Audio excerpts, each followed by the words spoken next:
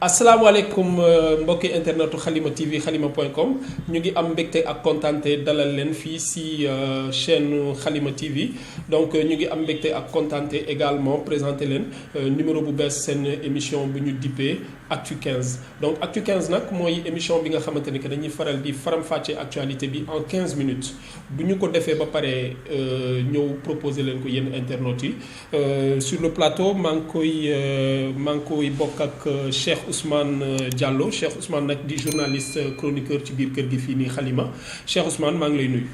maa ngi lay fay di am contentement ci bokk ci émission bu bees bi nga xam ne mooy Actu 15 di espérer lépp luñ fi wax rek na doon lu am njëriñ ci askan bi. ko Cheikh Ousmane on va commencer par li nga xamante ne que moo gënoon a fës ci weekend bi maanaam investiture candidat Benno Bokk Yaakaar à la ville de Dakar mooy Abdoulaye Diouf Sarr actuel ministre de la santé.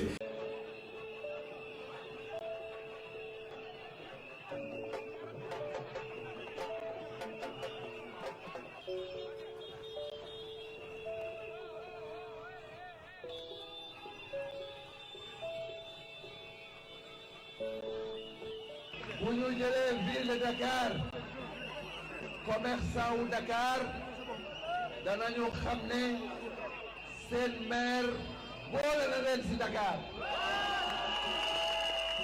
bu ñu jëlee ville de Dakar du ñu nekk maire boo xamante ne dañuy taxaw mel ni commerçant wu Dakar bokk ñu ci Dakar. yàggul aussi waa coalition Yewwi Askan Wi ñoom aussi jotoon nañu investir seen candidat ma bëggoon d'abord xam yow lan mooy sa xalaat par rapport ak ñaari manifestation yi ni ñu ko defee. waaw boo xoolee diggante ñaari cérémonie yi. parce que mënuñu wax sax ñaari cérémonie parce que Yewwi Askan Wi jot na def bu Barthélémy Dias def na def Tivaouane. démb Thiès la woon. avant Thiès ci journée bi def nañ Guédiawaye benn. caravane absolument caravane. mais boo xoolee par rapport ak Abdoulaye Diouf Sarr. Abdoulaye Diouf Sarr dafa marqué différence par rapport ak li ñee di def ñee dañuy woote ay meeting yu ngande def ay ngandi mobilisation génne nit ñi wane seen doole ci wàllum politique. mais Abdoulaye Diouf Sarr dafa adopté beneen méthode bi mooy dem King Fahd Palace li nga xam ni présenté lii di programme mais bu ñu xoolee ni mu ko defee dafa mel ni Abdoulaye Diouf Sarr moom dafa nekkul en adéquation par rapport à la population dakaroise parce que dem King Fahd Palace pour wax ak ñan ñooy cible ñan lay présenter programme am bu ko defoon meeting bu mag comme ni ko Barthélémy Dias defee ci lay gën a am solo ci lay gën a am dayoo mais au-delà de King Fahd Palace bi dañu gis benn arrogance boo xam ni moom la pouvoir bi di wane mooy lan jël sa cérémonie d'investiture imposé ko Sénégalais imposé ko médias traditionnels bu ñu xoolee li xew dimanche bii nii mooy Abdoulaye Diouf Sarr dafa jënd ay temps d'antenne ci télé yu gën a mag Sénégal ce qui veut dire que ni ñoom dañu jàpp ni bu ñu waree def dara wala bu ñu waree présenter benn cérémonie sénégalais dañ ko war a seetaan. mais Cheikh Ousmane loolu aussi c'est de bonne guerre ah ku ci nekk aussi ak fi nga xamante ne que foofu nga gën a nekk à l'aise aussi pour mun a wax ak askan wi maintenant je suis d'accord ak yow boo waxee peut-être que les méthodes laissent à désirer comme par exemple Abdoulaye Diouf Sarr dem defee King Fahd Palace tëju foofu bu tëjoo aussi damay yaakaar ne dafay rater un tout petit peu sa cible mais yaakaaroon ne aussi dafa am fenn foo xamante ne que ñoom dañ fay jéem a rattrapé wu maanaam les médias traditionnels comme ni nga ko waxee en tout cas médias yi nga xamante ne que aussi am nañ fi audience ñu toog jënd fa ay temps d'antenne aussi man je pense que aussi loolu côté boobu noonu waruñu leen mën a blâmer. en fait ci benn côté mën nañ ci d'accord.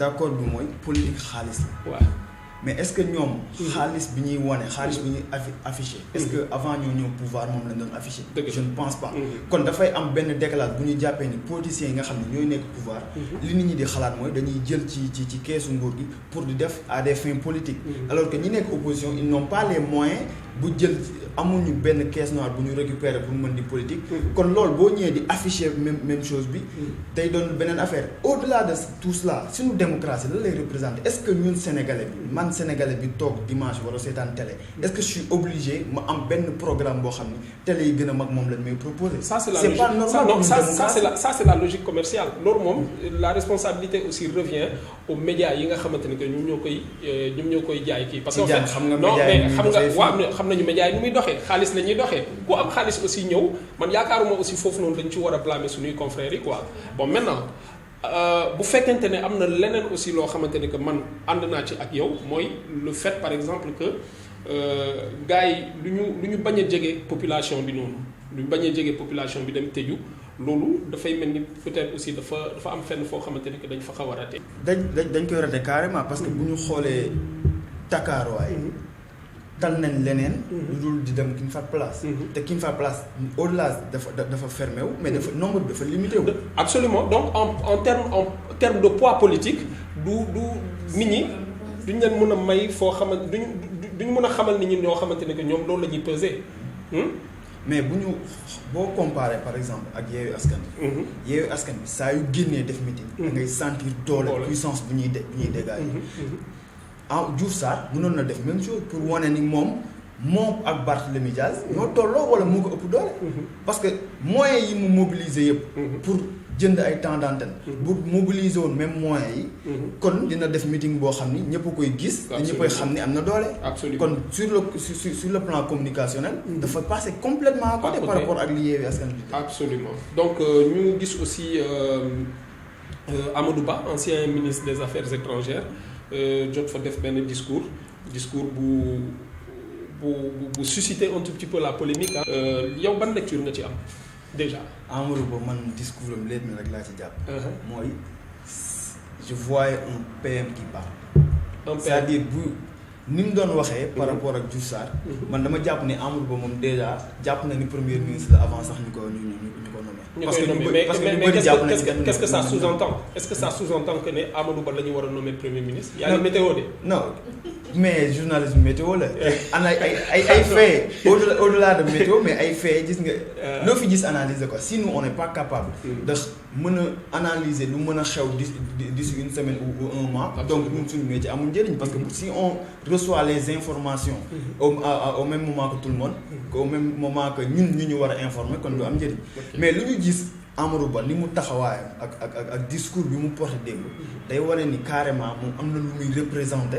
te am na fu mu toll mais effectivement c'est le coordonnateur de la coalition Benno Bokk Yaakaar. mais coordonnateur de la coalition ne lui permet pas que démb ni mu doon waxee par rapport ak Diouf Sarr. Diouf Sarr je suis fier de toi je te félicite pour le programme.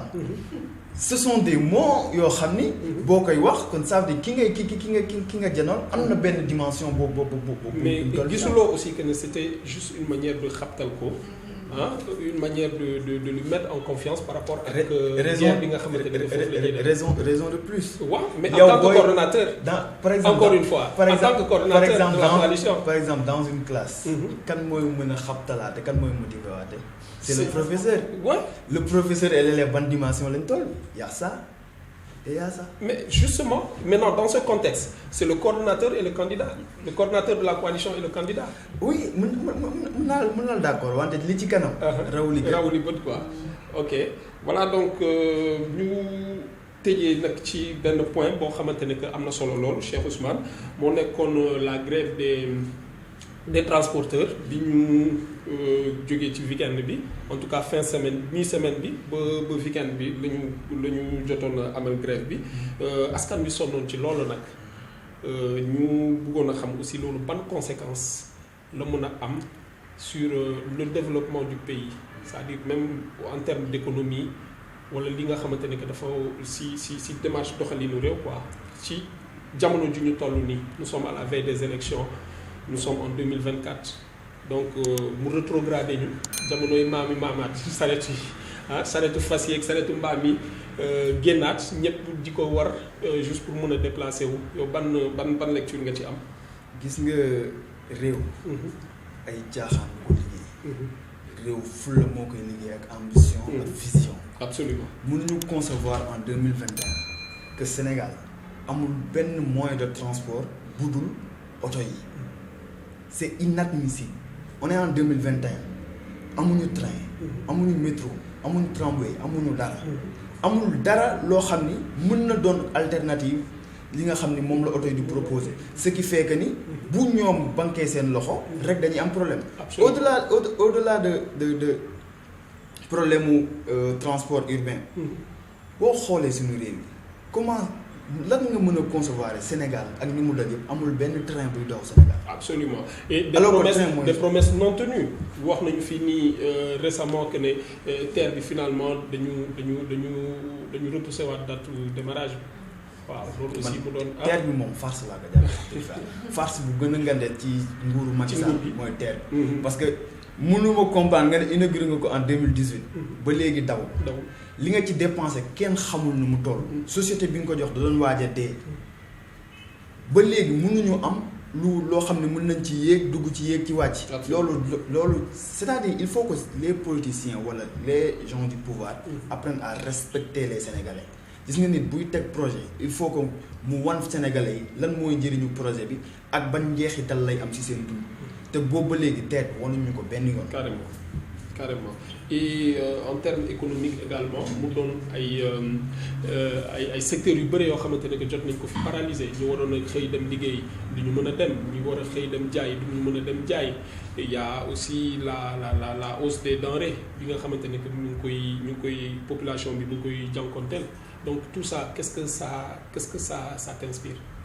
gis nga Sénégal déjà li muy perdre ci xaalis ci wàllum embouteillage kese ay milliards yu ñu jeex waxuma la ak nag oto yi ñoom taxaw lànk ne luñ daw déjà yow en temps normal tu perds de l'argent économiquement t'es faible parce que sa circulation fluide ce qui fait que ni yow tu dépends trop du même c'est li ma doon wax sànq rek li ñu dépendre ci oto yi dafa ëpp et puis amul benn service public bu état bi di proposer pour mën a woyofal c'est-à-dire ay privé ñoo ŋànk affaire yi non seulement parc automobile bi li ci nekk c'est pas normal ay oto yoo xam ne depuis Mathusalem ñoo ngi daw te waruñu daw ci tali bi non seulement pollution da lay sonal nit ñi duñu wér non seulement nit ñi duñu wér mais aussi nit oto yi duñu daw lu ñu war a def parce que tali yi tamit nañu waxante dëgg tali Sénégal yi dafa xat absolument ñoo ngi fi waxu péage bi biñ koy tabaxuñ ko woon pour oto yii di fi daw nañu waxante dëgg Laay Wàdd bi muy dégager vision dafa wax ni moom dafay tabax ay tali yoo xam ne ay oto yu yees ñoo ci daw mais bi Macky Sall ñëwee yokku at yi nga xam ni moom la voiture di dugg jëlee ko 5 ans yóbbu 8 ans li Sénégal foo tourné gis parc ñëpp ay jaay oto Sénégal ñëpp mënuñu bokk di dawal oto. absolument kon il faut que transport en commun bi ñu développé ko teg ay train yoo xam ne day mën a yóbbu sénégalais yi ñu mën a daw et puis teg ci nañu war a xam ne tamit Sénégal du Dakar kese il faut que ñu décentraliser. il faut que ñu déconcentrer la ville. absolument jërëjëf Cheikh Ousmane. voilà donc mbokku internetu Halima TV halima.com lii lañ leen indiloon si numéro bu bees bu seen émission Actu 15 ñu ngi leen di jox dig daje très prochainement ci beneen numéro bu seen émission préférée.